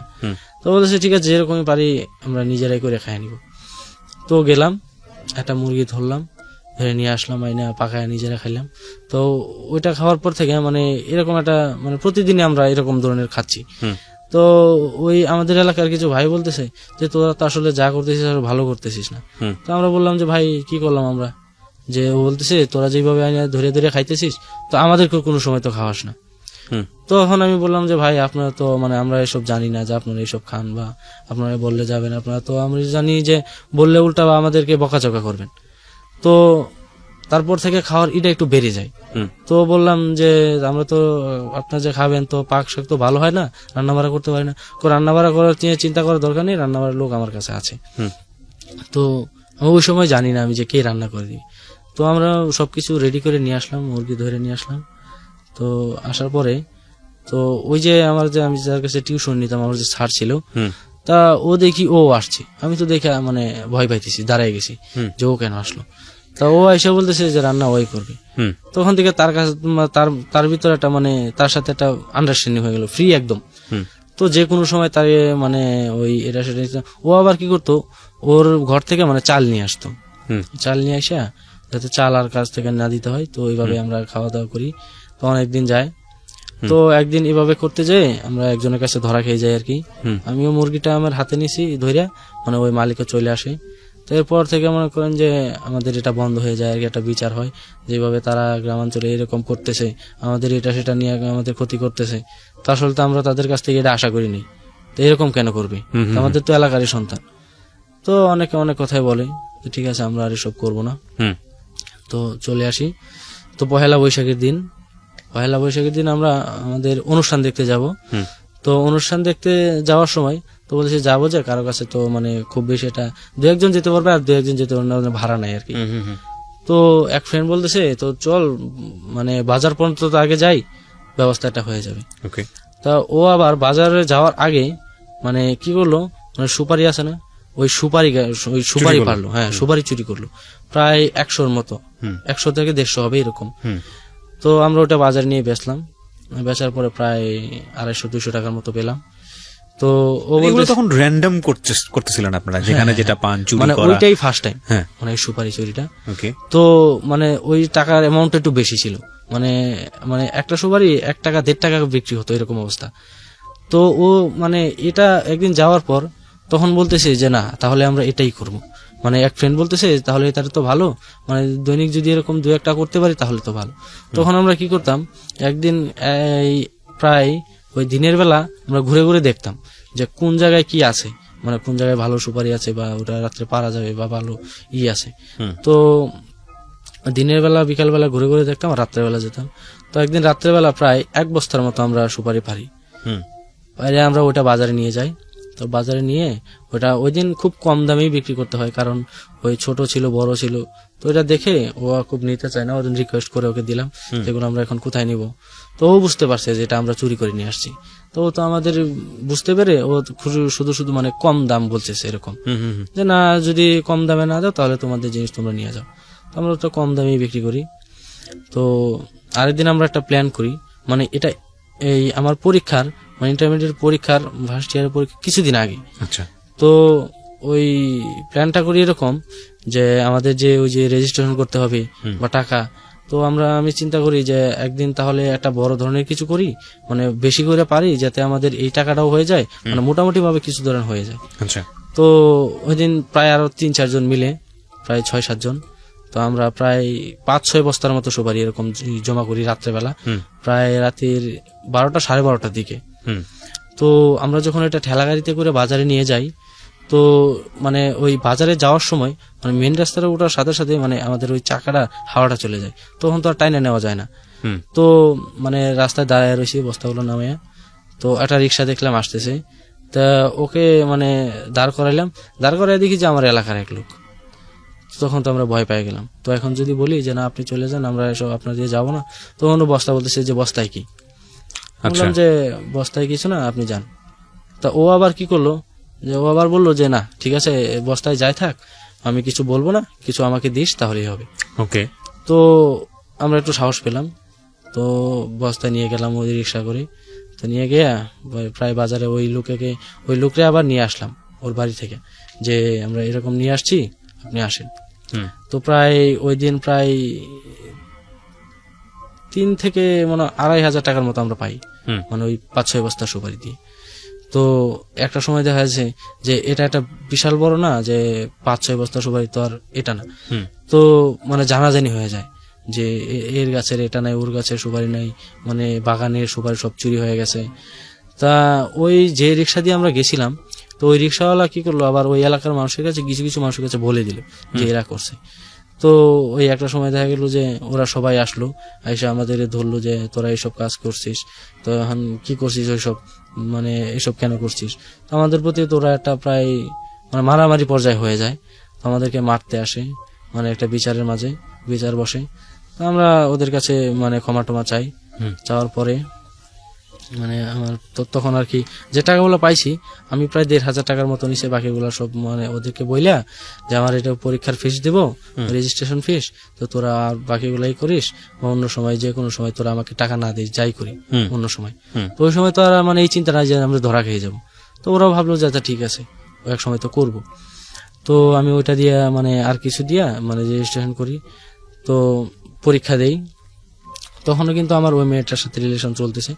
তো আমি পাস, ওই রেজাল্ট তো আর কোনো খুব বেশি একটা গুরুত্ব দেওয়া হয় না। তো যদিও ক্রস থাকে তাহলে আবার সেকেন্ড ইয়ারে দেওয়া যায়। আচ্ছা। তো ওটা তো আর পাবলিক ভাবে ওই রেজাল্ট আউট হয় না। তো স্যারেরা বলে দিল যে কে কত পাইছে। তো মানে আমি যখন ক্লাস সেকেন্ড ইয়ারে উঠি, তো হঠাৎ একদিন ওই মেয়ের সাথে আমি যাই তার ঘরে দেখা করার জন্য। তো যাই শুনি যে ওই মেয়েটা বলতেছে যে আমাকে তো আজকে দেখতে আসছিল, তো আমি এখন কি করবো। যে মেয়েটার পুকুরে আপনি? না না না, যে মেয়েটাকে আমি ভালোবাসতাম আর কি, যে মেয়েটাকে ফার্স্ট টাইম ওই যে ধানের ব্যবসা করতো আর কি, তার মেয়েটা। তো ও বলতেছে যে আমাকে তো আজকে দেখতে আসছিল। তো আমি বললাম যে এটা আবার কেমন ধরনের কথা হলো, তুই এখনো মানে মাত্র এসএসসিটা পাস করলি। আপনি তখন কিসে? আমি তখন ইন্টারমিডিয়েট সেকেন্ড ইয়ারে। ওকে। তো ও বলতেছে, আমি বললাম যে দেখ আমি তোকে কতটা ভালোবাসি সেটা তুই জানোস, এখন তুই কতটা আমাকে চাস সেটার পরীক্ষা এখন তুই দিবি, মানে তোর বিয়েটা তুই যে কোনো ভাবে ঠেকাবি। তা ও বলতেছে যে আমাকে তো বিয়ে তো না, মানে দেখতে আসছে, এখন বাকিটা কি হয় আমি ওদের সামনে কিভাবে বলবো যে আমি বিয়ে করবো না এখন এটা সেটা। তা আমি বললাম আমি জানি না, তুই কিভাবে করবি সেটা তুই জানিস। তো বলে আমরা চলে আসি। তো যখন আমি ইন্টারমিডিয়েট সেকেন্ড ইয়ারে মানে কিছুদিন যায়, তো কলেজে যেতাম না, মানে 2 বছর যে কলেজে, মানে 2 বছরের ভিতরে আমি মানে খুব জোর হলে আমি 2 মাস গেছি কলেজে। তো কলেজে যেতাম না, সারাদিন বন্ধু বান্ধবের সাথে আড্ডা এটা সেটা। তো সেকেন্ড ইয়ারে তখন ওই পাশের এলাকার একটা মেয়ে ছিল, তো ওই মেয়েটার প্রতি মানে আমার ভালো লেগে যায়। তো ওকে আমি প্রপোজ করি। তো প্রপোজ করার পরে আর কি ও রাজি হয়, কিছুদিন ওর সাথে সম্পর্ক চলছে। তো এই কথাটা আবার ওই মেয়েটা জেনে যায়, মানে মানে আমি যাকে ভালোবাসতাম আর কি, ওই মেয়েটা জেনে যায়। তো জেনে গেলে হঠাৎ আমাকে একদিন বলতেছে যে কি শুনতেছি, মানে তুই আমার সাথেও মানে রিলেশন করতেছিস, ওই আরেক ছেলের সাথে রিলেশন করতেছিস, তাহলে তো আমার পক্ষে সম্ভব না, তাহলে কিন্তু আমি বলে দেবো যে আমি বিয়ের জন্য রাজি, বাবা মাকে বলে দেবো। তখন ঠিক আছে যা, আমি ওই মেয়ের সাথে আর কথা বলবো না, ঠিক আছে তাহলে তুই এইসব ধরনের কোনো কাজ করিস না। তো ও বলতেছে যে ঠিক আছে ও করবে না। তো আমি আর মানে এই কথাটা তাকে বলি না। ওই মেয়েটাকে আমি জিজ্ঞেস করলাম যে ও জানলো কিভাবে। তো মেয়েটাকে বললো যে আমি তো জানি না ও কিভাবে জানলো। তো আমি বললাম যে ওই মেয়েটা আমাকে বলছে তাহলে ও জানলো, আমার সমস্যা কি? তো ও বলতেছে যে না সমস্যা তো আছে, ওকে জানানো যাবে না।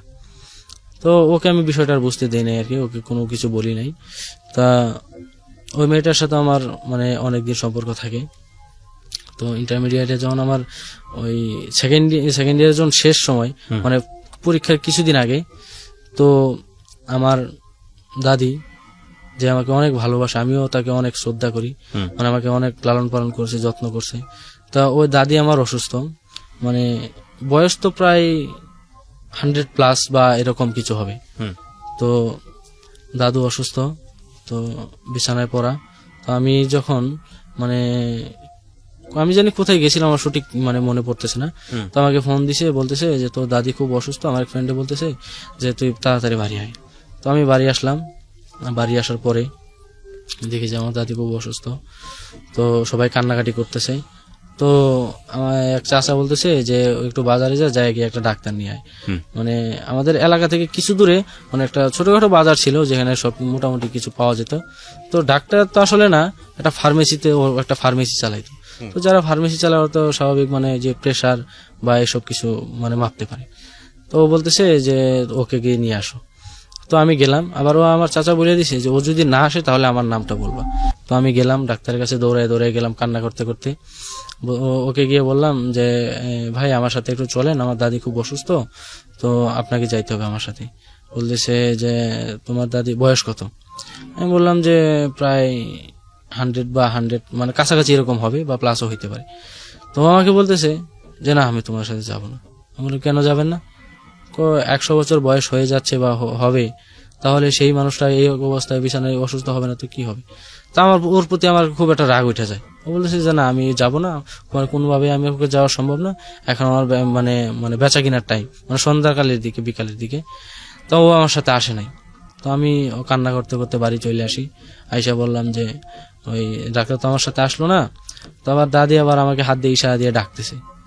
তো আমি দাদির কাছে গিয়ে বসলাম। তো আমার হাতটা ধরলো, মানে ধরে আমার মানে হাতটা মানে আমার ছাড়ে না।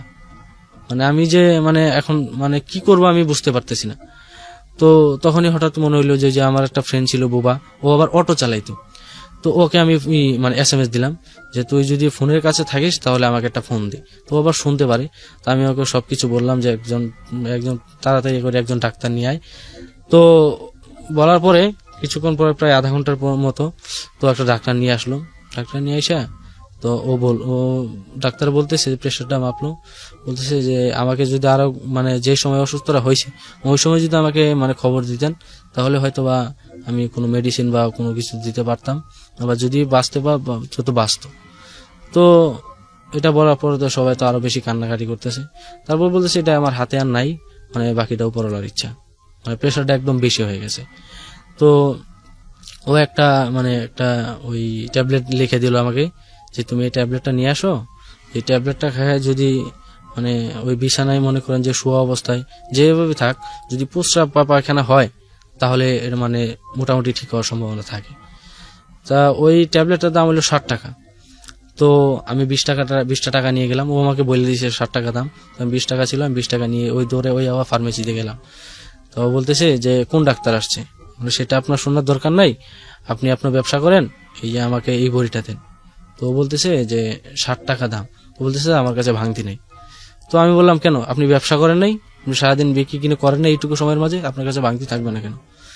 তো এক পর্যায়ে ওর সাথে আমার প্রায় কথা কাটাকাটি হয়। তো আমি এটা মনে মনে রাখলাম আর বইলে আসলাম যে মানে আপনি ডাক্তার না, কিন্তু তারপরেও আপনার আমি যদি আজকে আসতাম যে আমার দাদি অসুস্থ, মানে এরকম এরকম অসুস্থ, জ্বর বা এটা সেটা, তাহলে তো ঠিকই আপনি আমাকে বড়ি দিয়ে দিতেন, বয়স যাই হোক, তাহলে আজকে আপনি আমার সাথে গেলেন না কেন? তো এইসব বলে তার সাথে অনেক কথাবার্তা কাটাকাটি করে আমি চলে আসি। চলে আসার ওই মানে ওই ডাক্তারের কাছে গিয়েছিলেন আর কি? হ্যাঁ, ওই ডাক্তারের কাছে। বুঝতে পারছি, প্রথমে যে আসলো না। হ্যাঁ ওই ওনারই আবার ডিসপেন্সারি ছিল। তো ওই আবার প্রেশার টেশার মাপতো এরকম কিছু। তো আমি চলে আসি, আইসা আমার ওই ট্যাবলেটটা আমি ওই আমার দাদিকে খাওয়াই দিই। খাওয়াই দিলে ওই ডাক্তার ওইখানেই থাকে, ওই ডাক্তার আর যায় না, আমি ওকে যাইতে দিই নেই যে আপনি কিছুক্ষণ থাকেন। তো কিছুক্ষণ থাকার পরে তো আমার দাদি মানে মোটামুটি একটু সুস্থ হইল। তো সুস্থ হওয়ার পরে মানে ওই ডাক্তার বলতেছে যে ঠিক আছে এখন মোটামুটি একটু সুস্থ আছে, তো আমি এখন চলে যাই মানে তার ফিসটা দেওয়ার জন্য। তো আমি তাকে বললাম যে এটা তো এখন সম্ভব না, আমি 2-1 দিন আমাকে সময় দেন, আমি 2-1 দিন পরে আমি দিয়ে আসবো। তো বলতেছে ঠিক আছে 2-1 দিন পরে দিয়ে আসো, ঠিক আছে, কিন্তু এখন তো সুস্থ মোটামুটি, কিন্তু পুরোপুরি তো সুস্থ হয় নাই, তুমি আমার এই ফার্মেসিতে যাইবা, যাইয়া আমার কাছ থেকে কিছু ওষুধ নিয়ে আসবা। তো আমি বললাম ঠিক আছে তাহলে আমি আপনার কাছে মানে 2-1 দিন আমার সময় দেন, আমি 2-1 দিন পরে যাব। তো আমি ওই সময় আমার বড় বোনকে জানাইনি। তো বড় বোন জানাইলে ও কান্নাকাটি করবে। তো ওকে আমি পরে 2-3 দিন পরে ওই ডাক্তারের কাছে যখন আমি যাব তখন আমি ফোন দিই। ফোন দিয়ে বলি আপা এই অবস্থা, দাদি তো খুব অসুস্থ ছিল, তো ডাক্তারের কাছে আনছিলাম, ডাক্তার এখন ফিস, এখন ডাক্তার কিছু মানে ওষুধপত্র দিতে চায়, এখন সে না খাওয়াইলেও মানে কেমন দেখা যায়। তো তো দাদু যেহেতু অসুস্থ, আমি আপাকে ফোন দেওয়ার পরে তো আপা বললো যে ঠিক আছে তাহলে তুই কি এক কাজ কর, তো কারো কাছ থেকে কিছু টাকা ধার নিয়ে পরে আমি এক সময় দিয়ে দিব। আমি ওই মেয়েটার বাবার কাছ থেকে আবার টাকা ধার করি, মানে প্রায় 2000 টাকার মতো। তো দাদুর জন্য ওষুধপত্র কিনি। তো ওই দাদু আমার ভালো হয়। তো ওই যে ডাক্তারের কাছে আমি গেছিলাম, ডাক্তার আসে নাই। তো ওর প্রতি আমার একটা খুব মানে প্রচন্ড একটা রাগ মানে কাজ করে যে ও কেন আসলো না। ও তো একজন মানে ডাক্তার, মোটামুটি একজন ডাক্তার, যেহেতু ওষুধপত্র বিষয় জানি। তো ওর তো এটাই তো কাজ যে মানুষের জীবন বাঁচাবে, হয়তোবা একটু ছোট বড় এইসব কিছুই, এত বড় তো আর কিছু না। রাইট। তো ওর প্রতি আমার একটা খুব রাগ কাজ করে যে এই আজকে সে এরকম একটা আমার কাছে এরকম একটা ব্যবহার করতে পারলো, তো ওর ভালো ধরনের আমি একটা ওর সাথে আমার একটা কিছু করতে হবে। তা আমি যখন আমার ফ্রেন্ড সার্কেলের সাথে এটুকু বললাম, তো ওরা বলতেছে যে ওর কি করবি, ওর তো কিছু নাই, মানে এখন ওর ফার্মেসিতে চুরি করতে হবে, মানে এরকম কোনো কিছু যদি করতে চাস। আমি বললাম না, এরকম কোনো কিছু করতে পারবো না। তো ওর আবার কি ছিল, মানে ওই যে ওরও একটা মাছের পুকুর ছিল, যে মাছ চাষ করতো। তো এটা আমি জানতাম না। তো না জানলে আমি যখন ওই যে কলেজে যেতাম, মাঝে মাঝে যেতাম, তো ওর আবার একটা ভাসতে ছিল। তো ওর সাথে আমার একটু মোটামুটি ভালোই সম্পর্ক। তো একদিন আমাকে বলতেছে যে আজকে আমার একটু যাইতে হবে। তা ওকে আমি ফোন দিলাম যে আজকে কলেজে আসবে কিনা। তা ও বললো আমি কলেজে আজকে আসবো না, তো আমার চাচা যে পুকুরে মাছ বিক্রি হবে, তো মানে এই জন্য আমাকে থাকতে হবে, তো আমি যাবো না আজকে। তো আমি কলেজে গেলাম, তো আমি ওই বিষয়টা আর নেই নাই। তো পরের দিন আমি যখন কলেজে যাই তখন ওকে জিজ্ঞেস করলাম তোর চাচাকে।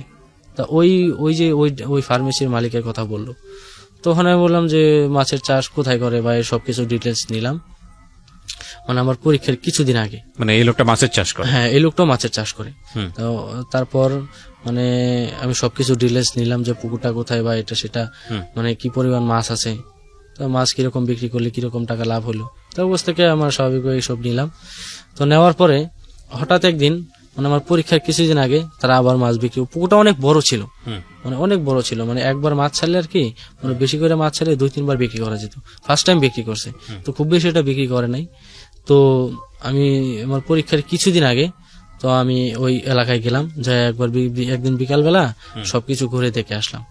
তো ঘুরে দেখে আসার পরে কিছুদিন পর আমি ওই কীটনাশক নিয়ে গেলাম, ওই ধান খেতে যেগুলো দেওয়া হয় আর কি, ওই যে কাজটা আমি আগে করছিলাম সেম কাজ। তো আমি গিয়ে ওই বোতলটা ওই যে এটা মুখটা খুলে পুকুরের মাঝখানে মেরে দিয়ে আমি চলে আসি। না, আপনি যে এটা করে আসলেন ওনার ঘেরে, আবারও আরেকটা পুকুরে মাছ নষ্ট করে দিলেন, আপনি এগুলো মারার পরে কি দেখতেন যে পুকুরটার কি অবস্থা? কখনো দেখেছেন? পরে আর ওই এলাকায় যেতাম না, কারণ আমার এলাকা থেকে তো অনেক দূরে, খোঁজ খবরও নিতেন না ওখানে কি ঘটেছে? না, সচরাচর ওইদিকে যাই না, যাওয়া হয় না। তো আমার বাবা অসুস্থ, তো বাবা উঠতে পারে না। তো তখন তো মনে করেন যে খুব বেশি এটা সচ্ছল না আমাদের পরিবারটা, মানে বাবা অসুস্থ হয়েছে, বাবাই তো মনে করেন যে একমাত্র ওই দিনমজুরি হিসাবে মানে কাজ করে যা পাইতো তাই দিয়ে সংসার চলতো। তো বাবা অসুস্থ, মাঝখানে অনেক টানাটানি, এই আগের মতো অবস্থা যে আমি তো আর ক্ষুধা সহ্য করতে পারি না। কিন্তু তো তখনও মনে করেন যে ওই দুপুরবেলা যখন আমি কলেজ থেকে আসতাম, ওই তখন তো আর আমি কলেজে পড়ি না, আমি ভর্তি হতে যাব তার কিছুদিন আগে। তো ওই জায়গায় তখন তো আর এই অবস্থায় তো তখন একদিন আমার বাবা বলতেছে যে বাবা আমি সেই ছোটবেলা থেকে আজ পর্যন্ত আমি এত দূর পরিশ্রম করে আসছি, কিন্তু আমি তোদের জন্য কোনো কিছু করতে পারি নাই, আমার বাবা মার জন্য আমি কোনো কিছু করতে পারি নাই।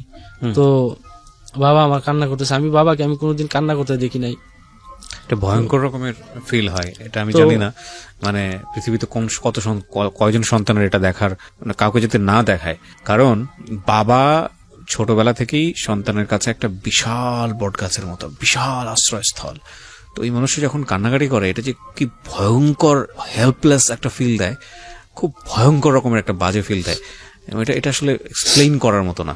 হ্যাঁ, তারপর তো আমার বাবা কান্না করে আমার হাত ধরে বলতেছে যে আমি তোদের জন্য কিছু করতে পারি নাই, তোরা আমার উপর দাবি রাখিস না।